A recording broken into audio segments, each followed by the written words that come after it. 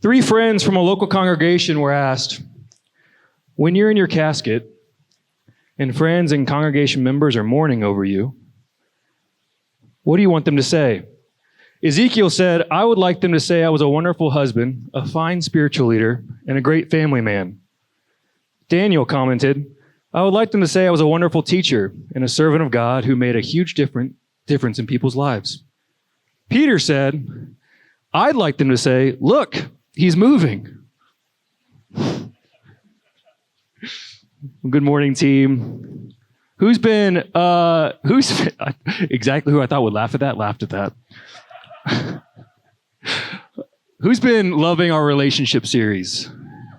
If you weren't here last week for Trevor's message or the week before for the heart message from our Pastor Parker, I would encourage you go back and listen. Those are formative messages. Last week, Trevor talked about how to live an interruptible life so that we might be more useful, more helpful, more loving to the world around us.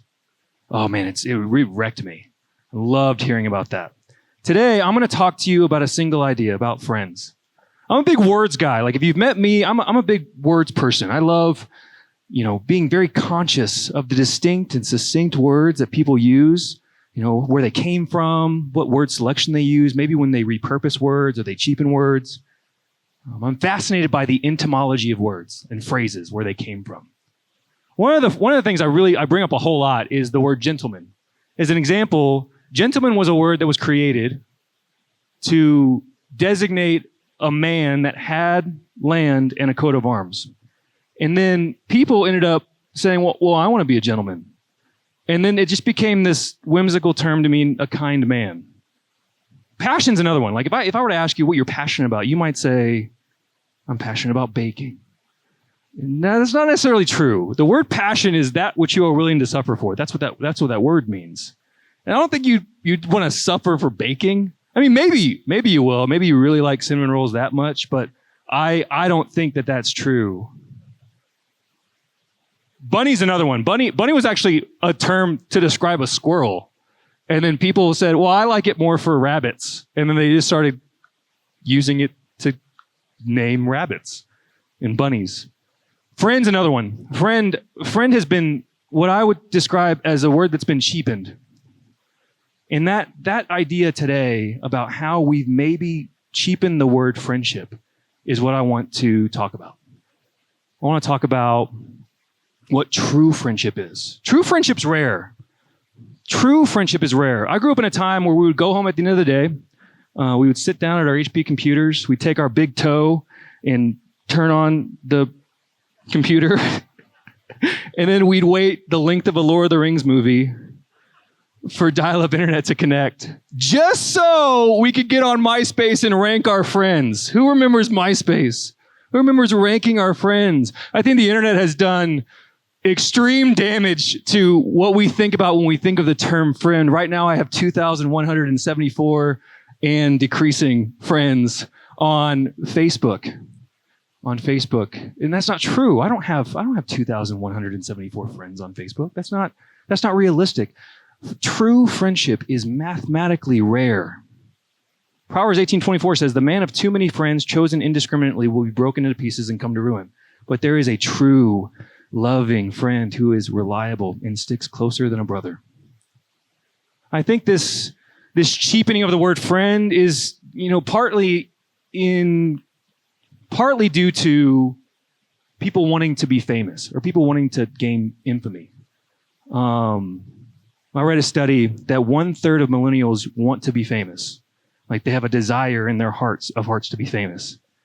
1/2 of all adults say they want fame in some regard in their life.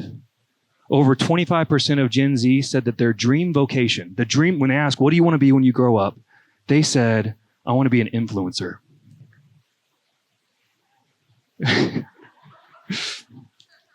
And I would like lovingly challenge that.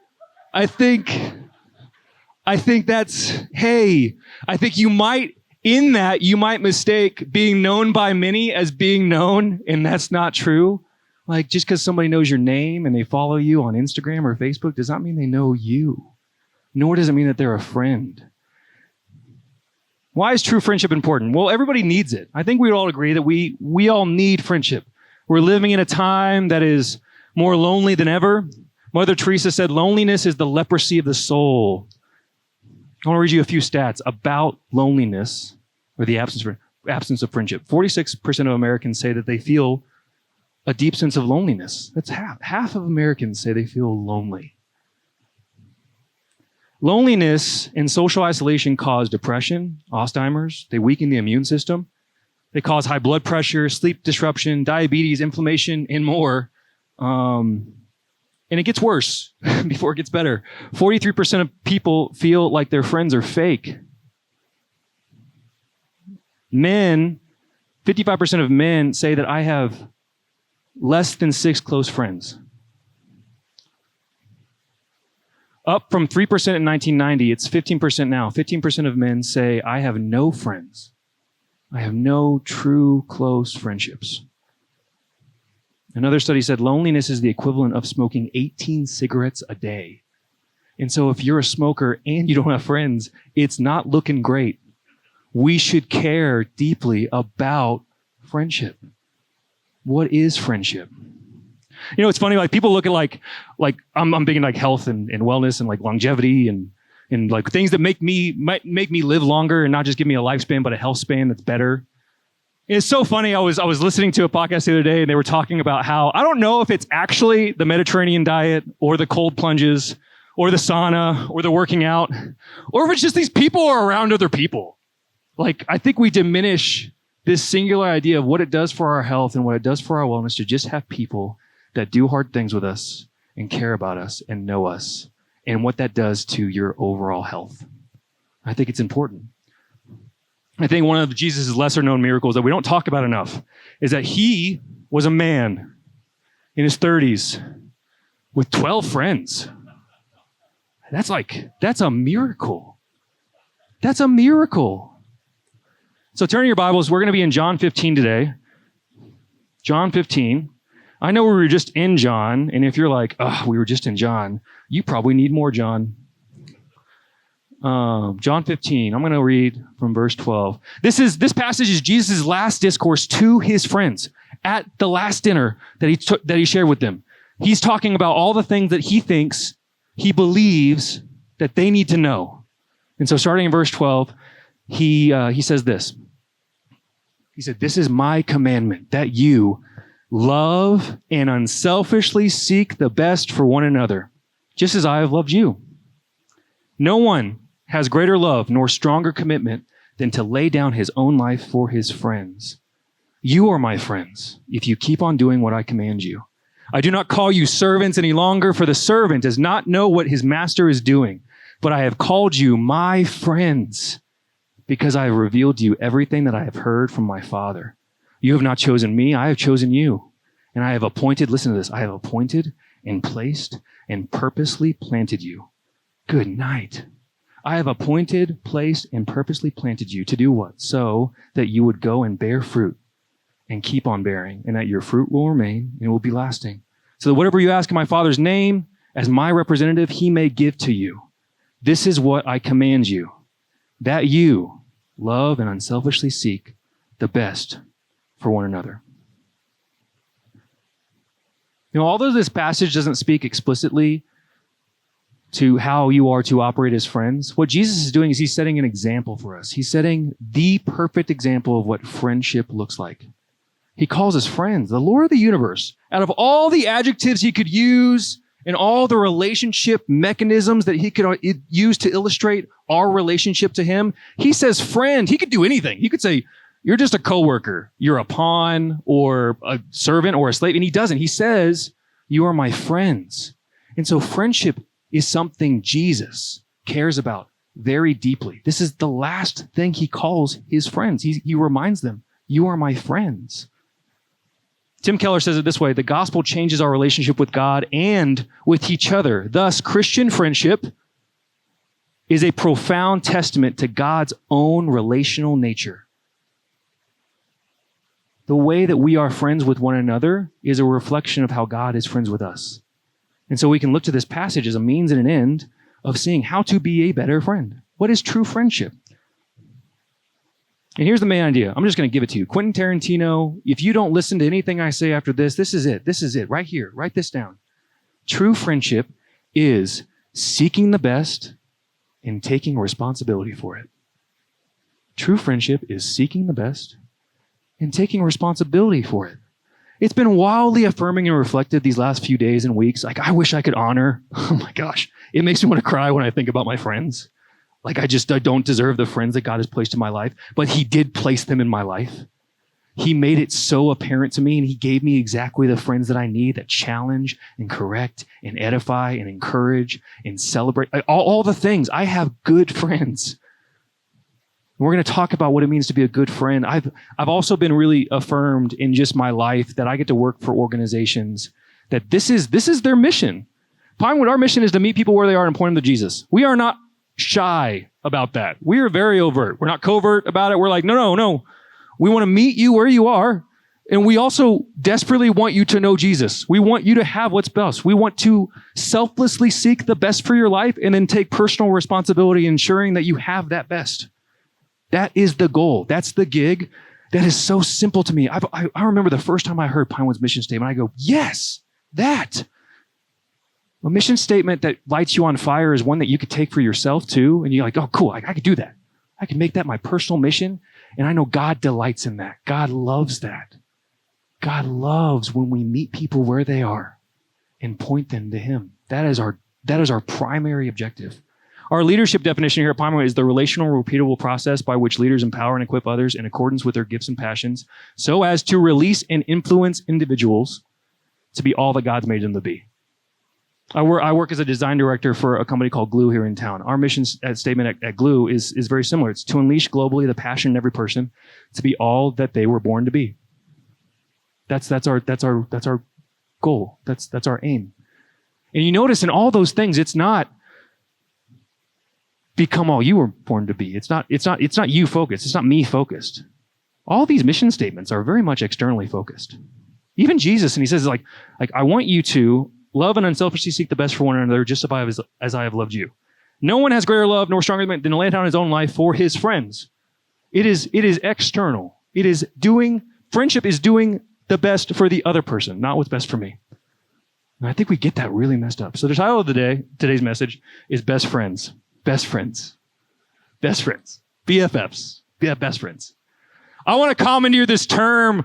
And I brought this up in my accountability group recently. I was like, how do you think, it makes a best friend? And it was funny because the closest men to me, they go, I don't know, man. I haven't used that term since junior high. I was like, yeah, that's fair. Totally. But it does make me wonder, what is a best friend? Because it is something that's said over and over again. It is common language that is used perpetually. What is a best friend? What constitutes a best friend? What are characteristics of a best friend? And so, best friends. Number one, true friendship believes the best. True friendship believes the best.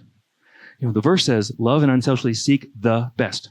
Love and unselfishly seek the best. God, I'm going to say it so much. Seek the best. Friendship is predicated on the idea that we must grow. Friendship is growth-centric. The first step in any true friendship is the hope of more. It's, I don't have this thing, or you don't have this thing. We're both directed at this thing. We both believe for more for our life, and we're going to go towards that thing. The assumption of best is the need for better than where you currently are. In the context of Jesus' expectation is that we're planted on purpose, for a purpose, with specific purpose to grow and bear fruit, and that we should seek the best for people. It reminds me of what Paul says in 1 Corinthians 7. He said, love bears all things, believes all things, hopes all things, endures all things. When I think about the best friends in my life, it was, and still to this day, is people who believe for the best. And that does two things. One, it lends itself to this opportunity that I don't have to be perfect and you're going to help me get to this other place. It also covers all of the lack that may exist in friendship. If something happens where you aren't a good friend, but you still want to be better, that covers a multitude of sins. Like me knowing that our whole deal in friendship is the hope of better means that you don't have to be perfect. And that's beautiful and super rare. It's why the Christian faith is so wonderful, is that it's predicated on the single idea that we are broken and we are in desperate need of saving. And we're desperately in need and we're desperately in lack. And being around people who are intimately aware of their lack is the best because they just want to be better and they're humble and they're filled with humility and peace. More. The working collaborative presupposition to the Christian walk is this beautiful mechanism of brokenness or lack. Because we assume brokenness and need, we can humbly seek the better. This does not happen in other relationships naturally. It's why in the house of faith, you might quickly find yourself in an intimate conversation or see people with humility and vulnerability that is uncommon. Those people are operating under the core assumption that is necessary to any person seeking a higher power, that they are lower. They are broken and that they lack. In the inverse, friendship and rich relationship are near impossible to achieve authentically. It's predicated on the core ideal that I am enough and I am not in need. Believing the best means believing for the better in the other person. It requires bearing, believing, hoping, and enduring. But you must want it. I love this story earlier in John. A man, we've heard it, pool of Bethesda. He's laying by the pool. He's been there for 38 years. This man who's ill, crippled, he's laying by this pool waiting for it to bubble up. And Jesus knows this man. He's intimately familiar with his story. And Jesus goes to this man, and the first thing he doesn't say is, how are you? He doesn't say, I can do these things. He doesn't do any of that. The first thing and the most savage story that I have ever heard of Jesus is he says, do you want to be healed? The first thing he says to this person he has never talked to. The audacity. For this man has been sick for longer than I have been alive. But the first thing Jesus cared about in this moment, in this initial interaction with this man, is do you want to be healed? Do you want to be healed? Do you want to grow? See, growth is a core imperative of friendship. True friendship wants growth. You know, there's counterfeits. There's counterfeits in friendship where it may not feel like that. But once you experience real friendship, you go, man, I don't want anything else. Like if you've had Texas barbecue, you don't want Colorado barbecue. If you've had tacos in Mexico, there's no taco in Boulder that compares.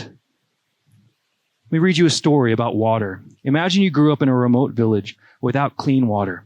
Everyone you know suffers from some sort of ailment because of the contaminated water, but it's just part of life there. This is how it's always been, they say. What does it mean to be a good friend in this situation? When someone runs out of water, you share the extra that you have that day. If someone experiences the familiar symptoms of parasites, you listen and you empathize because you've been there. You've been sick too.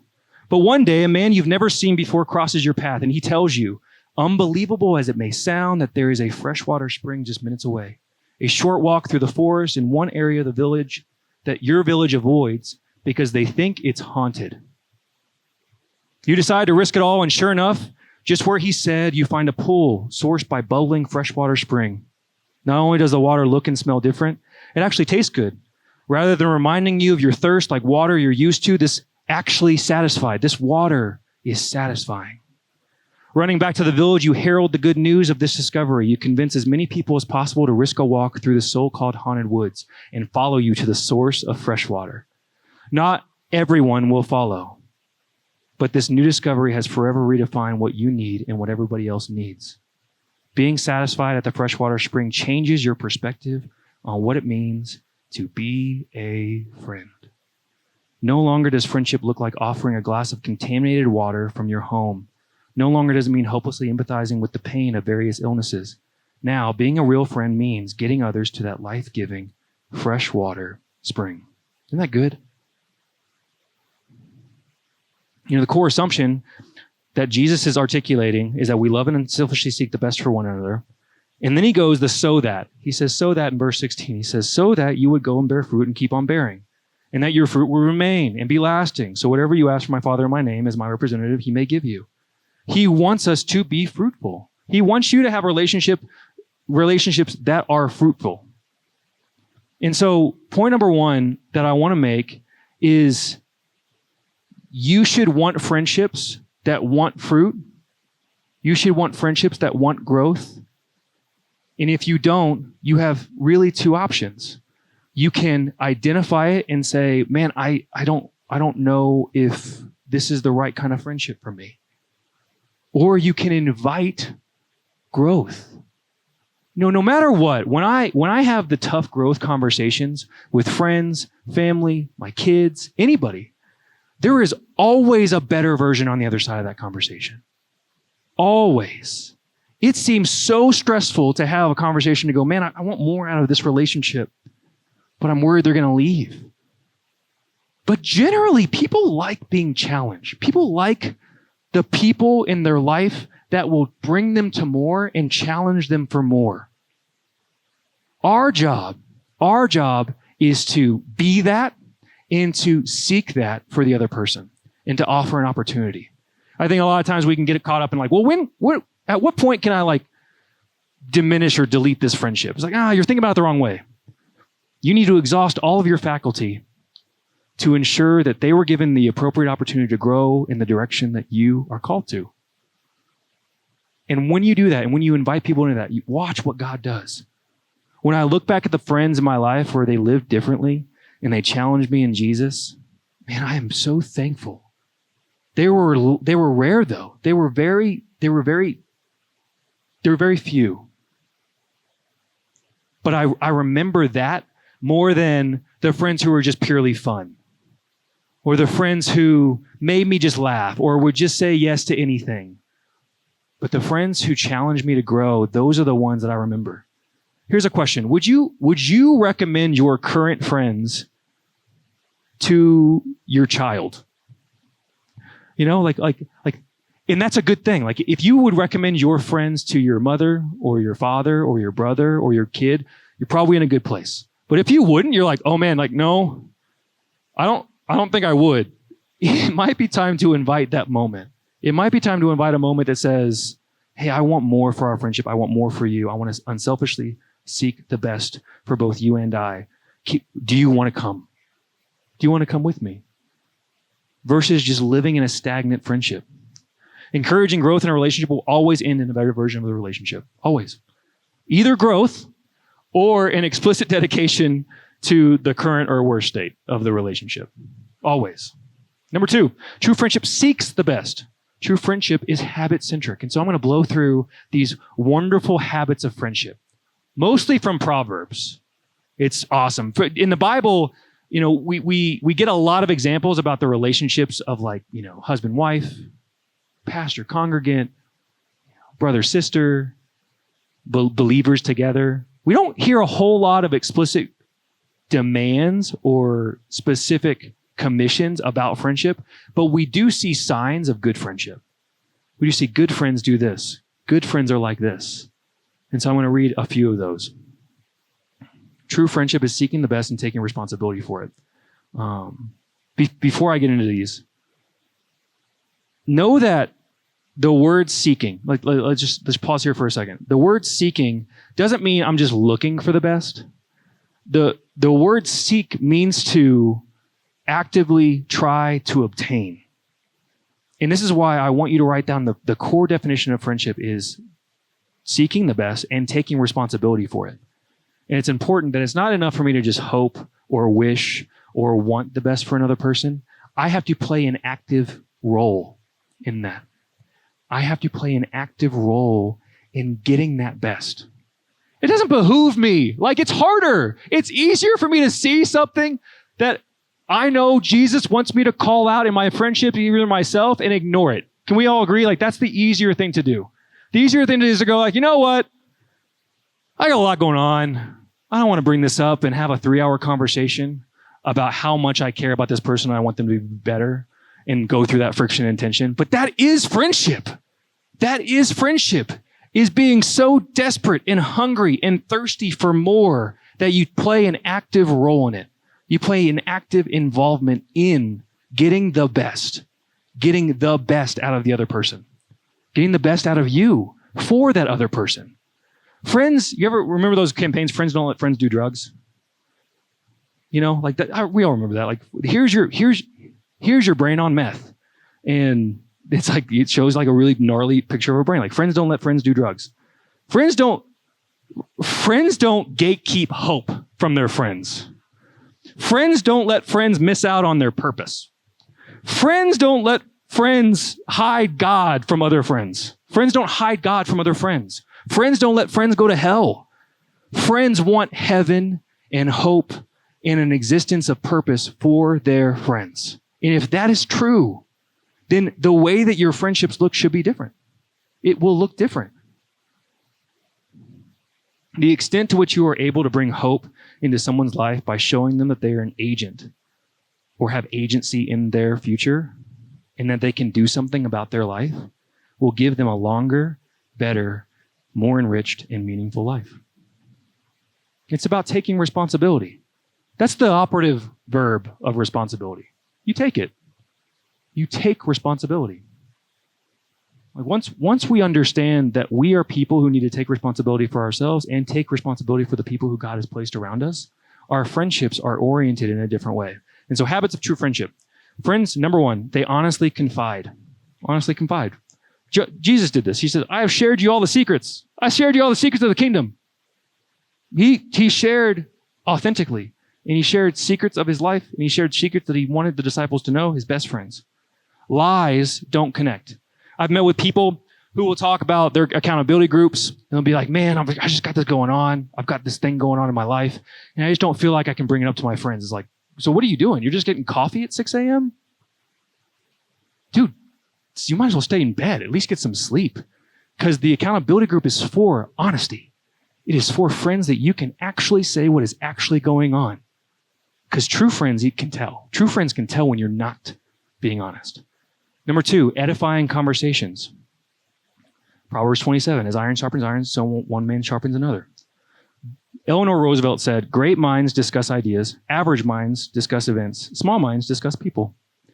You set the tone, don't be tone deaf. Have you ever heard like somebody who says like, I'm a singer? I've been this person, by the way, so I can say this. Like, I'm a singer, I like to sing, I enjoy singing. And then I'll be off pitch sometimes, you know. Like, I need a person, I can't hear it in my head when I'm singing a note. I'll need a person to go, hey man, you're a little pitchy. Or go drink some water. Or you're a little flat. Sometimes we can be tone deaf. We need to be a part of people and be with people who say, you know what, I want to talk about something else. You know, if all you're doing is airing your grievances in friendship, you need to invite better conversation. Great friends talk about ideas. Good friends talk about events. Friends talk about people. That's all they talk about. They talk about gossip. They talk about the things that frustrate them about people. And we don't have time. We just don't have time for those conversations. There's not enough time with the people that we love to talk about the things that would actually challenge us. And so we say this a lot at Pinewood. We say, be a thermostat, not a thermometer. You know, it's so funny, like when like kids walk into a room, like when you see like a 4-year-old who is just having the best day of their life and they walk into a room and they're just amped. If you've ever met my son Lincoln, like he's just amped. He's just like, we're trying to get him to keep clothes on, like for sure. But he'll like walk into a room and he'll be like, yeah, today, it's amazing. This is awesome. I just love that. Even the video that pastors talked about that they recently posted. If you don't follow our pastors on Instagram, great follow. Highly recommend. They posted this wonderful video of Z going like, look at this. He did this. This is amazing. That's how we should be every single day. And if you're around people who do not operate like that, it's okay. Be that person. Leaders go first. Be that person. If you're like, I wish my friends were more positive. I wish my friends talked about better things. Well, okay, do it.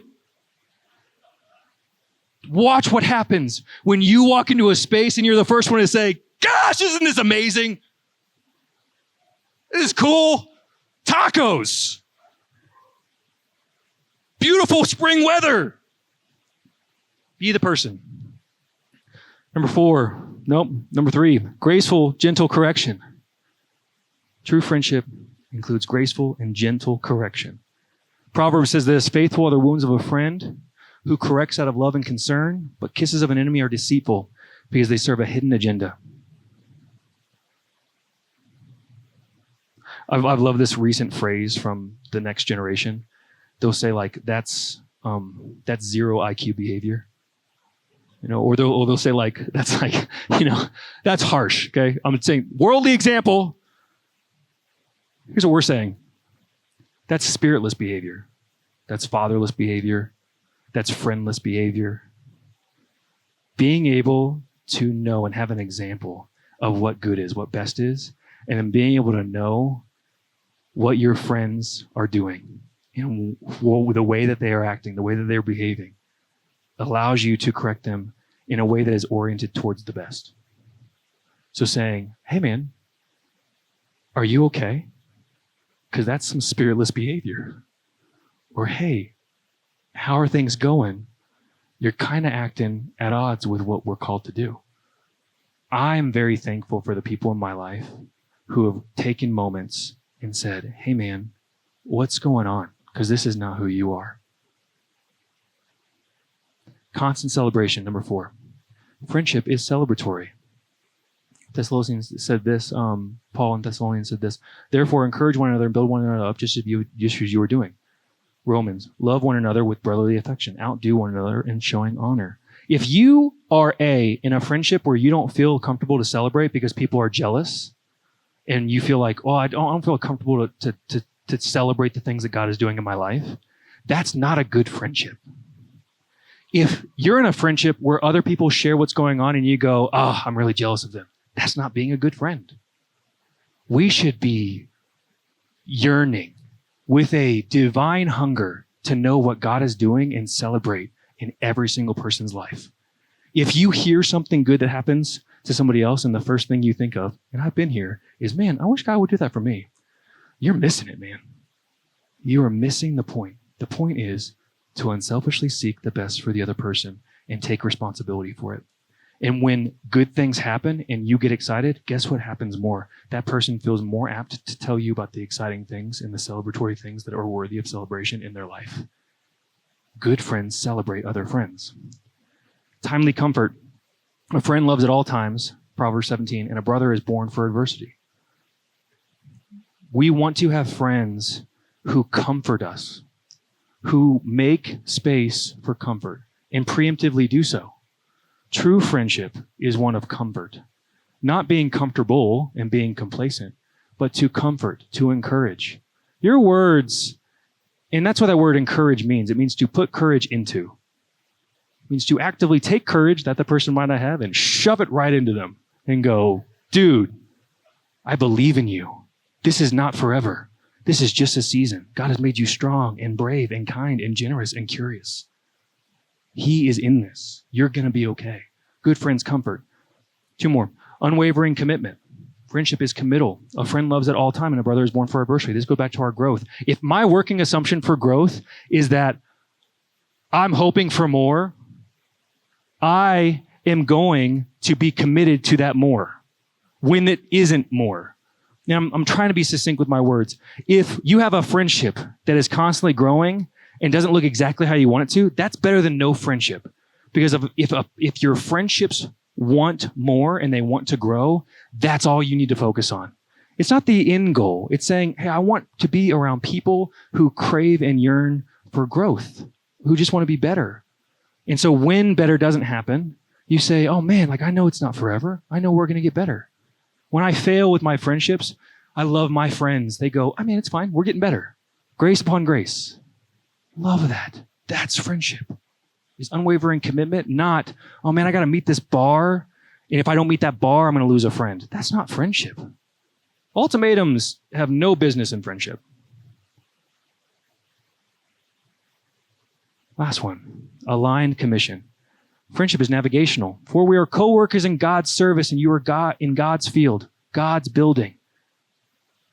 Paul says this in Philippians, only let your manner of life be worthy of the gospel of Christ, so that whether I come and see you or I am absent, I may hear of you and that you are standing firm in one spirit, in one mind, striving side by side for the faith of the gospel. It's hard to be friends with people who are going a different direction. It's just hard to be friends with people who are going in a different direction. And you can do one of two things. You can say like, see ya, or you can say, I'm going this way. Do you want to come? I'd love for you to come because I know what's best, because I know who is best. I know who is best. And that's the third point. True friendship knows who is best. In all these things, if I unselfishly seek the best for one another, if I unselfishly seek the best, it's imperative that I know what the best is. I don't personally know what's best. I know God knows what's best. God is best. Jesus is best. Therefore, I can communicate what's best to other people, not me personally.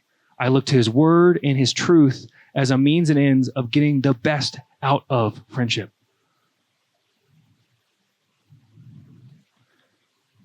I want to give a few practical tips, practical questions that have helped me in actually getting better friendships. Not just asking, hey, how are you? Here are my top questions for asking people. How are you sleeping lately? This is so fun. And now you'll know what I'm actually trying to do when I ask you this question.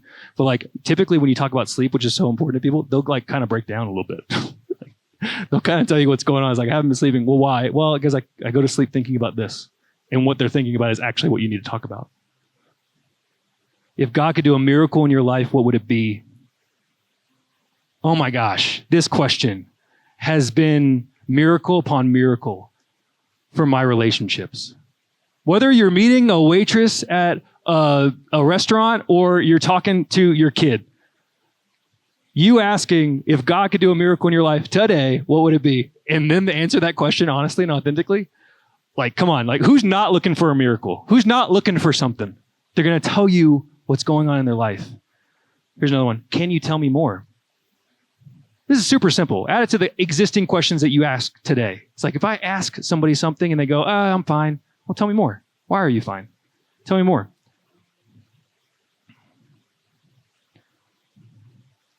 I think another important element of friendship before I close is actually just going up and telling people that you consider them a true friend. I've texted a lot of you this week and said this because it means a great deal to me that you know that I'm a great friend, because true friendship, these are the people that are going to speak at your funeral. They're the people who are going to help write your obituary. They're the people who are going to talk about you to your kids when you're gone. These are people who are going to take personal responsibility for your life. True friendship is unselfishly seeking the best and taking responsibility for it. And when you have people in your life that do that, you need to tell them. They need to know. Sometimes I think we get so scared to do that, and especially in men, like we get scared to say I love you. I just say I love you. I do, because I've lost friends and I didn't get to say it when I wanted to say it. Just say it. If you feel like a person is a true friend to you, today, go and say it. Go and tell them. Tell them, may I consider you a great friend and I'm very thankful for you in my life.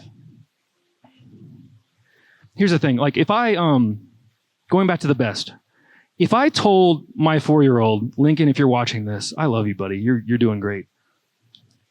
If I told my 4-year-old, having never taught him how to clean his room, if I said, go clean your room, go do it.